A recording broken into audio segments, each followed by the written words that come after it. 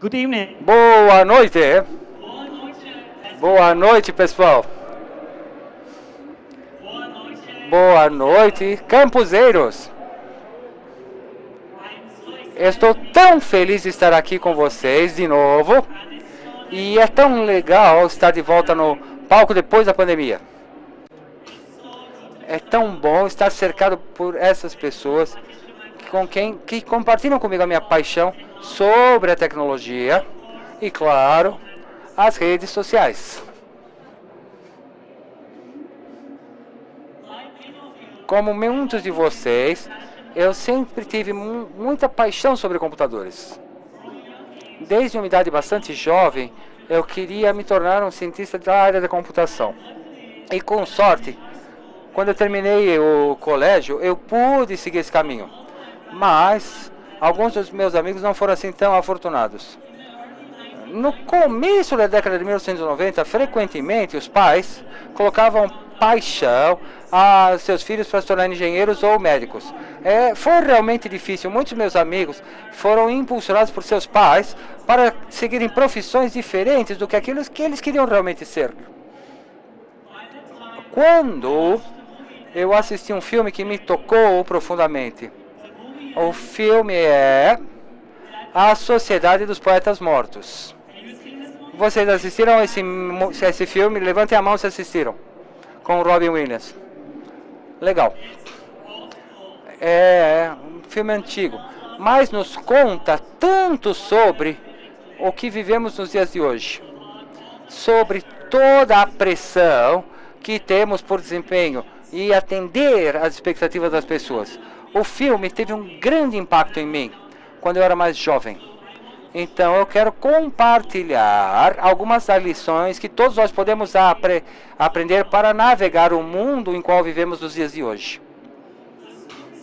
A história começa quando dois alunos se encontram, o Todd Anderson e o Neil Perry. O Todd é muito tímido, mas o pai dele espera que ele seja excepcional, igual foi o seu irmão mais velho, que foi aluno na mesma escola, que era popular, e também ele foi o palestrante, o melhor aluno da turma. O Valedictória, ele é o aluno de destaque de uma escola no determinado ano, na graduação. O colega de Todd, o Neil, tem uma alma sensível, ele quer se tornar ator. Mas o seu pai, super protetor, coloca pressão para que ele se torne um médico. Todd e Neil estudam numa escola que se orgulha na tradição. No filme, vocês veem que as crianças têm medo de fazer as coisas erradas, têm medo de falar as coisas erradas, têm medo de se comportar da maneira errada. E isso é verdade, não apenas hoje, também é no filme. O medo nos impacta a todos, nas nossas vidas e também nos meios sociais. Então as coisas começam a mudar quando os alunos se encontram com o seu professor de inglês, o professor Keating. O professor Keating lhes ensina de uma maneira não convencional. Ele lhes convida a pensar sobre o sentido da vida. Ele lhes ensina sobre a autoexpressão. Eu estava no segundo grau e tinha mais ou menos a mesma idade desses personagens quando eu assisti esse filme pela primeira vez. Eu assisti novamente, diversas outras vezes, com uma apreciação cada vez mais profunda. O filme tem o tema central que é relevante às pessoas de todas as idades. O que significa viver uma vida e ser um ser humano. Buscar as suas paixões e viver a vida na plenitude. Então, hoje, eu gostaria de falar um pouco sobre uma tecnologia que basicamente muda as nossas vidas sociais e políticas. Uma tecnologia que nos está fazendo esquecer o que significa viver uma vida e ser um ser humano. De expressar a nós mesmos, de desfrutar dos momentos e de defender aquilo em que acreditamos. Então, de qual tecnologia estou falando?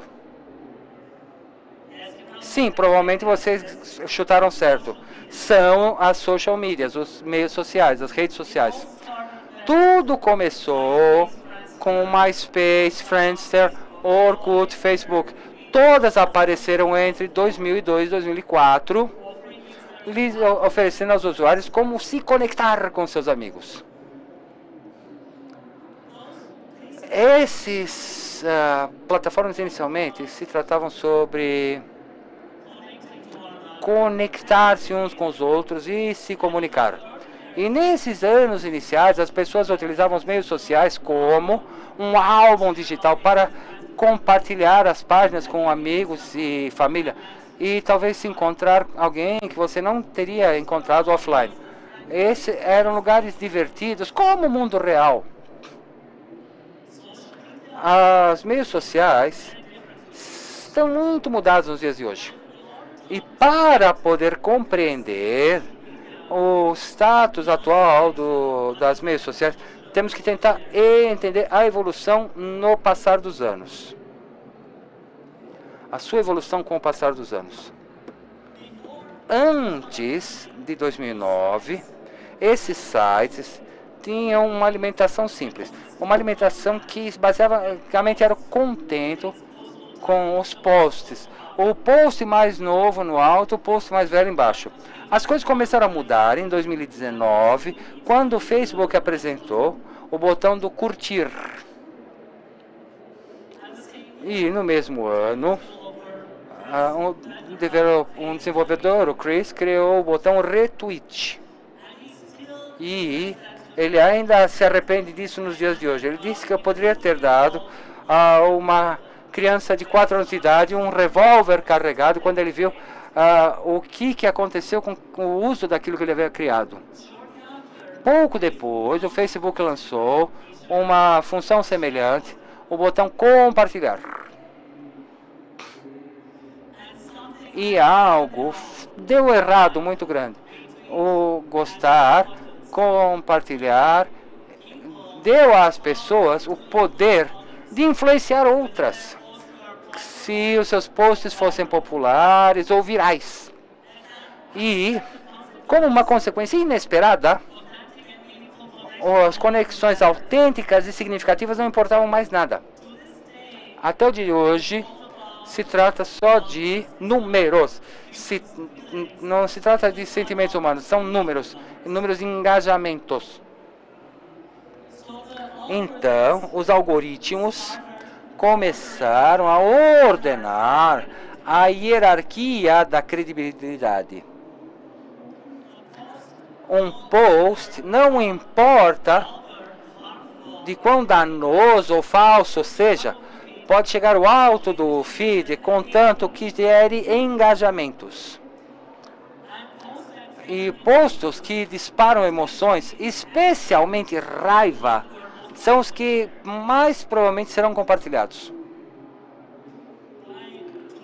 Em 2012, todo mundo começou a utilizar os meios sociais regularmente, as redes sociais regularmente. E como resultado, aumentou massivamente o nosso consumo de informação a partir dos nossos feeds de notícias. Mas não era mais só fofocas e gatinhos e cães. Era algo inventado, mentiras ou notícias falsas. Nos meios sociais, todo post é ajustado para aparecer no alto, no top do seu feed. Então, tem tantos spams e tantas contas falsas que toda agenda para manipular o seu feed, manipular o que você vê e o que você lê todos os dias. Há uma enorme quantidade de tecnologia que incorpora aprendizagem de máquina, a inteligência artificial, que utiliza esses algoritmos. Os algoritmos criam os seus feeds. O que as pessoas não sabem é que os algoritmos são otimizados para engajamento e para viralidade. E é essa otimização que faz com que os meios sociais sejam enormemente lucrativos, mas que ao mesmo tempo são danosos se são utilizados incorretamente. Por quê? Porque as pessoas tomam decisões de maneiras previsíveis. E isso lhes deixa capacitadas à manipulação, sujeitas à manipulação. Hoje vivemos num ambiente de capitalismo, de sobrevivência. Cada experiência humana é transformada em dados. Esses dados são utilizados para construir modelos para cada um humano e prever o comportamento humano. E porque os humanos tomam decisões de maneiras previsíveis, as empresas podem facilitar a manipulação. Trata-se de como esses algoritmos são otimizados. São otimizados para engajamento ou são otimizados para felicidade, para unir as pessoas.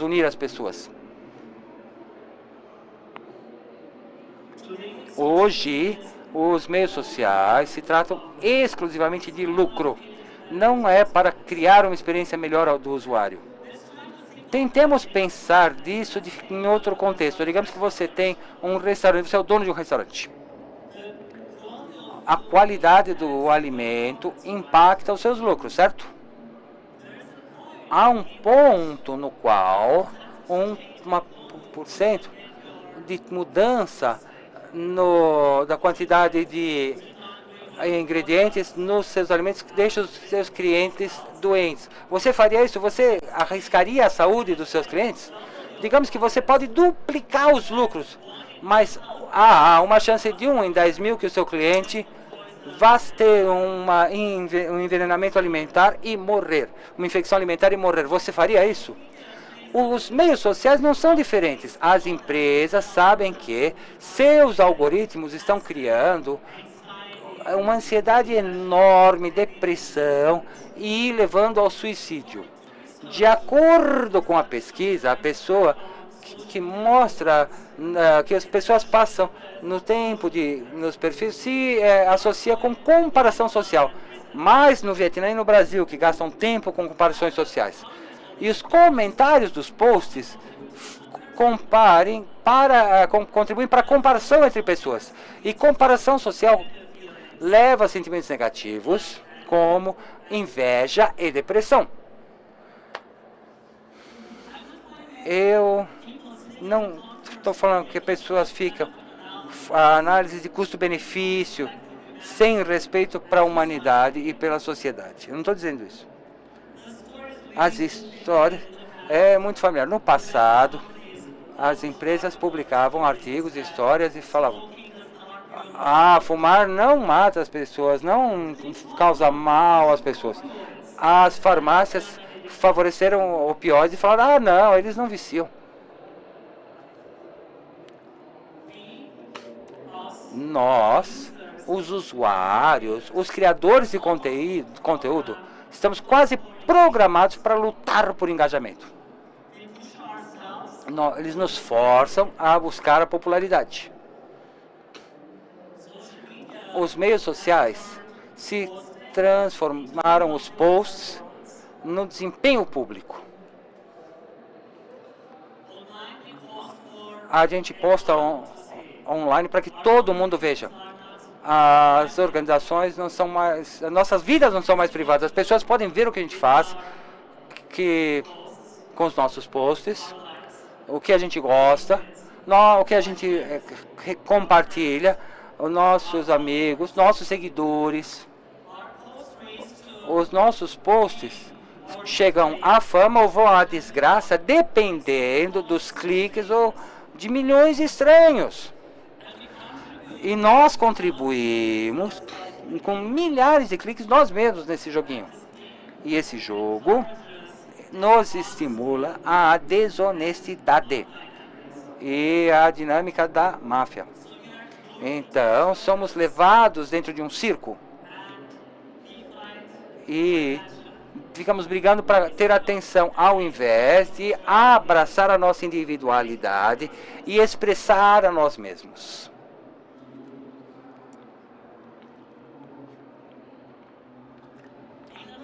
Em um outro filme, American Gangster, gangster americano, Denzel Washington diz: a voz mais alta na sala era a voz do mais fraco. Na vida real, a gente nunca, num grupo, a gente tenta evitar a pessoa mais alta, mais barulhenta. Porque a pessoa barulhenta está tentando super compensar a força, não vêem de falar alto, de gritar. Os bullies, eles falam alto com confiança, mas seu argumento não tem força.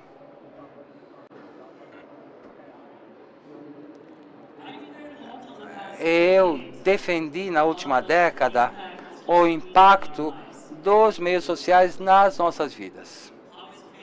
Como está criando depressão, ansiedade, isolamento, infelicidade. Hoje sabemos que há uma correlação estatística entre o uso de meios sociais e depressão e suicídio. E é tão difícil falar sobre suicídio, especialmente quando falamos sobre os suicídios de jovens e adolescentes. Num filme da Sociedade dos Poetas Mortos, Neil quer participar de uma peça na escola. O pai lhe diz não. E mais tarde o pai descobre que Neil conseguiu o papel, ele se candidatou a conseguir. E ele fica furioso com o filho. O pai super demandante e a pressão acabam rompendo a estrutura de Neil. Ele perde toda a esperança. Na vida real, eu fui para a faculdade em Palo Alto, Stanford. Palo Alto fica na Califórnia, no coração do Vale do Silicone. E meu amigo Espinosa, no Vale do Silício, ele era o prefeito de Palo Alto. Se você perguntar para ele qual foi a coisa mais difícil que você enfrentou quando você estava na prefeitura, ele diria a vocês: foi os suicídios de adolescentes que aconteceram entre 2009 e 2010. Ou durante 9 meses, 6 adolescentes de Palo Alto se mataram nas linhas dos trens. Eu ainda fico todo arrepiado quando eu escuto o trem passando pelos subúrbios e apitando. E eu penso sobre as mortes horríveis desses adolescentes, dessas crianças. As tentativas de suicídio eram tão frequentes que os pais e os voluntários começaram a monitorar os trilhos para evitar mais perdas de vida.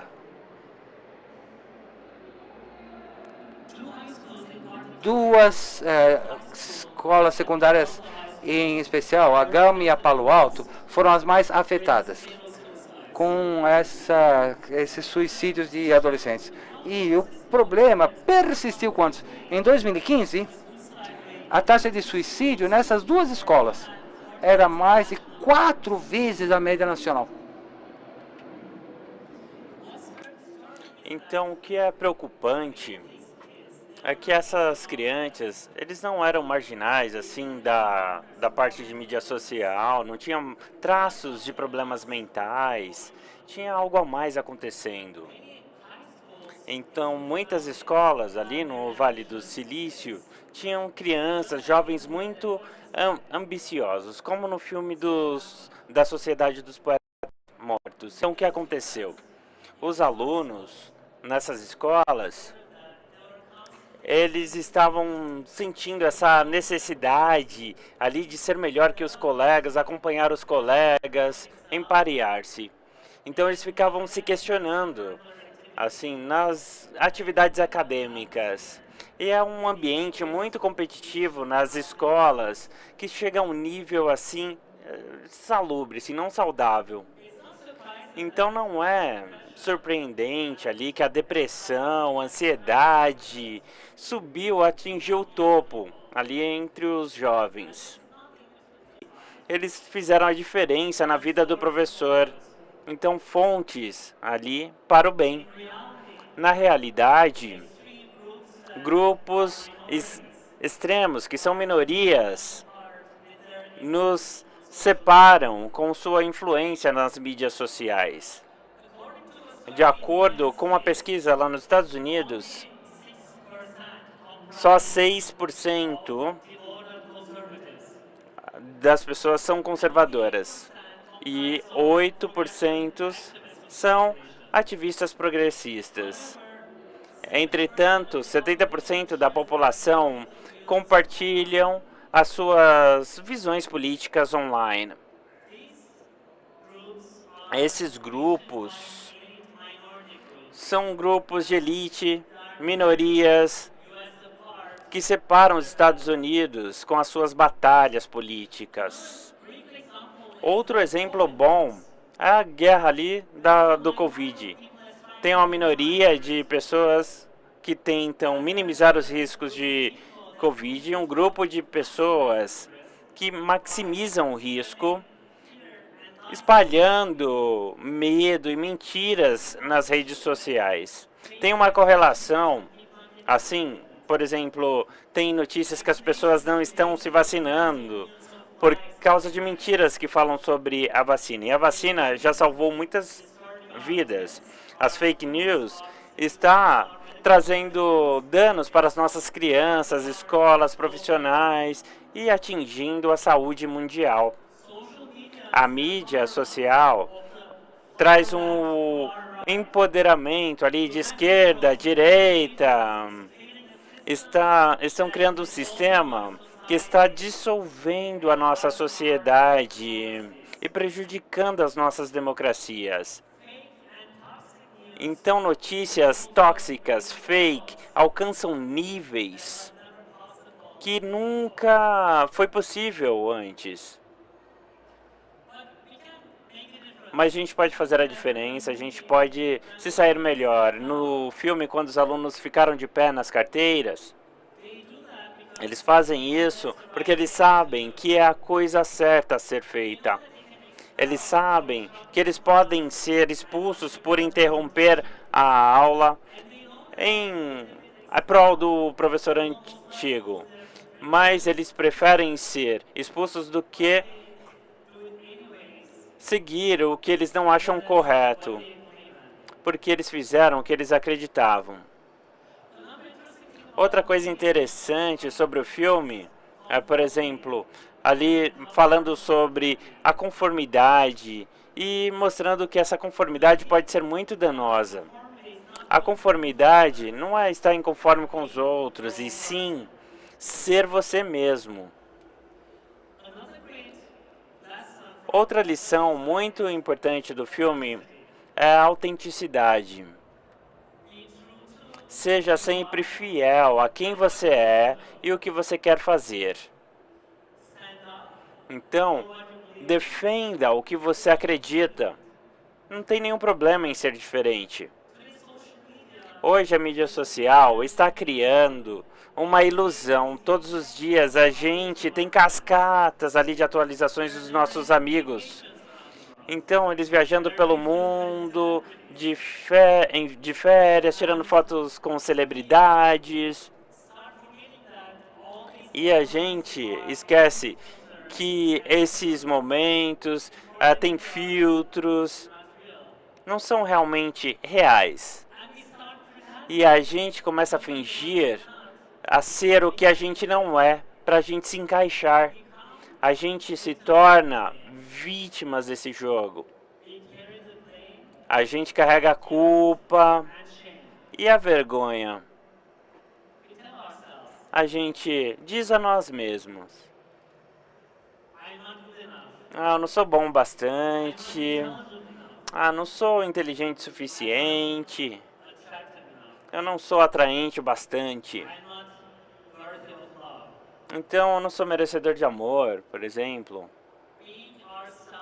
sendo nós mesmos, se tornou o nosso maior medo. E a gente tem medo de rejeição, desaprovação. Então a gente se mascara para ficar parecido com os demais. Online, a gente é como se fosse ovelhas, agindo da mesma forma. A gente não quer ser a ovelha negra, por exemplo. Então, a gente tem as nossas tendências egoístas. A gente vive num mundo que a gente quer estar entre as pessoas. A gente tem que interagir com a nossa família, com os nossos amigos, vizinhos, colegas de trabalho, médicos, advogados, professores, os atendentes dos supermercados, o motorista do Uber, a babá e os políticos. Então, como que a gente pode mudar esse mundo guiado por narcisismo, que não ensina como a gente deve tratar as outras pessoas, como a gente pode aprender a encontrar amor na cultura que promove superficialidade e egoísmo. Estou aqui para dizer para vocês que a gente pode encontrar pessoas para conversar e conhecer, fazer amigos e ter momentos de alegria. A gente pode encontrar amor, compaixão, comunidade, se a gente quiser isso de verdade. A gente pode sentir o nosso trabalho com amor, calor, em vez de inseguranças e incertezas.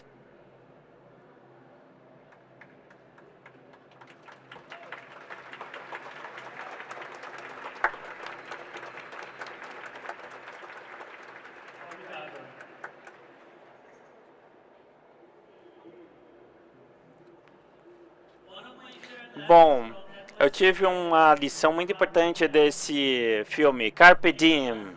É uma lição que o professor Keating ensina os seus alunos e significa: aproveitem o momento.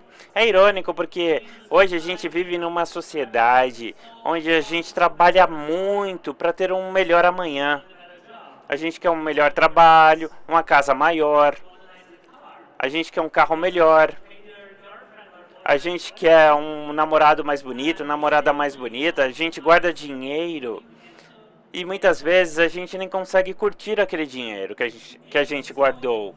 É tão importante estar consciente que somos seres humanos mortais. É muito importante aproveitar o momento.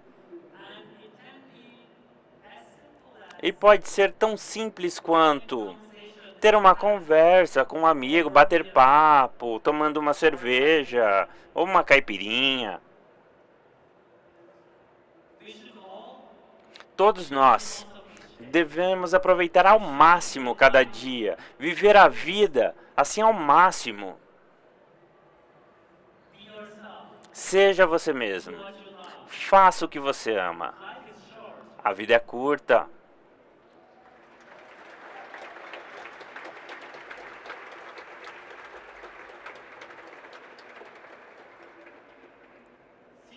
Medo.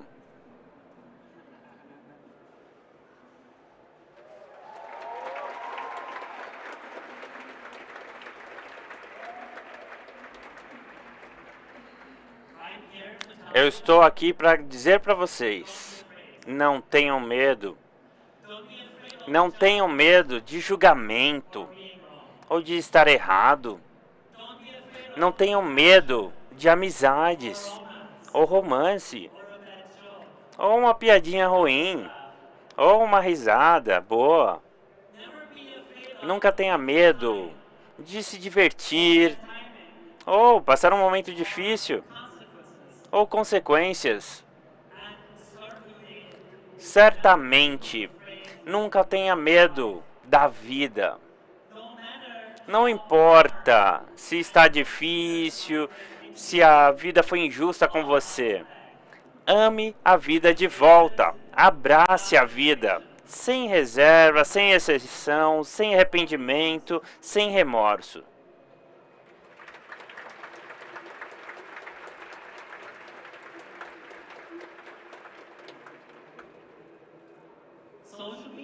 A mídia social está aqui para ficar. E vão estar na nossa vida, assim, mais que nunca. Estão influenciando relacionamento, comunidades, negócios, corporações. A mídia social é onde você tem os algoritmos otimizados para melhorar a felicidade, juntar as pessoas. A gente pode reverter esse impacto de uma trajetória negativa para uma trajetória positiva. E um bom exemplo é o Orkut.com, como ele melhorou a nossa sociedade, porque o Orkut nunca tentou manipular os usuários por lucro ou vídeos virais ou engajamento, era só para empoderar a sociedade. É para isso que serve a mídia social, para conexão sobre amor, felicidade, bondade. Isso é muito relevante. Aqui para a próxima lição, que o professor Kirin nos ensina, que é persiga a sua paixão, vá atrás dos sonhos. Ele argumenta que uma boa vida é uma vida com paixão, vivida segundo as capacidades e interesses únicos de cada pessoa.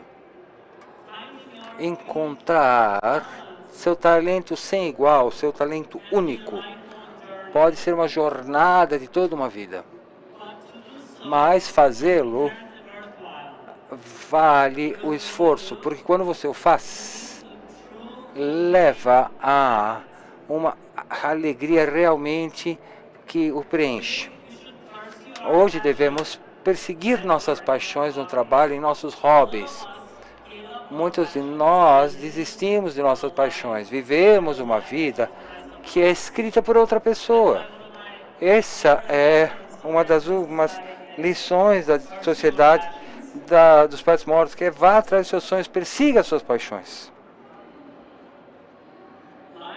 A vida é complicada, é confusa, é maravilhosa, é estranha, é fantástica, é bonita, mas para a maior parte de nós está cheia de paixão. Todos estamos numa jornada para realmente realizar nossas paixões. Todos tentamos encontrar significado e sentido num mar de incertezas. Os mais velhos adoram a companhia dos mais velhos. Nós todos queremos pertencer a alguma coisa, todos gostamos de pertencer a alguma coisa. Seu coração é como um espelho que reflete o seu eu verdadeiro para dentro e para fora. Ligado e desligado. Abra e deixa a luz brilhar em tudo de bom que há dentro de você. Siga o seu coração. E quando você despertar de manhã, olhe no espelho. Respire fundo. Esteja confortável em seu próprio corpo e prepare-se para as decisões que você tomará nesse dia. E na Sociedade dos Poetas Mortos, o professor Kirin cita um verso de um poeta famoso, Walt Whitman, que diz que estamos aqui e por isso a vida existe e a identidade. Por isso a vida e a identidade existem. Que a poderosa peça continue, que vocês possam contribuir com um verso. O professor Kirin pergunta aos alunos, como lhes pergunto hoje agora, qual será o seu verso, qual será a sua linha no poema? Obrigado por terem estado aqui.